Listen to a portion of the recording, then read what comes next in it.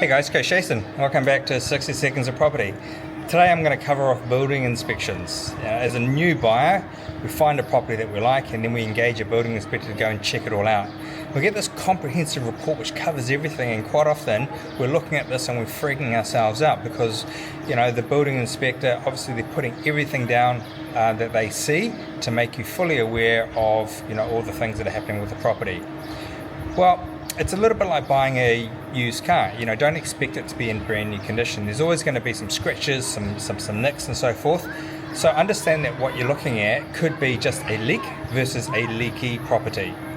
If you're poking around areas like the bathrooms and so forth, over time, moisture does develop, and a lot of that can be remedied fairly simply by using a builder.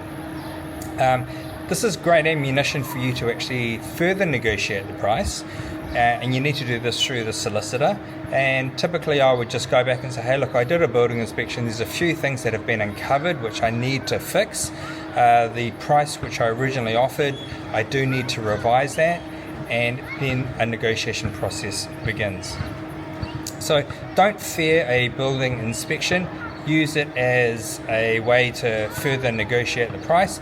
Understand what you're reading. If you're unsure, engage a builder and go through it together, because often if you've only seen it for the very first time, then you're going to be freaked out. So I hope those tips help. Thanks for tuning in, and we'll catch up with you next time. Bye for now.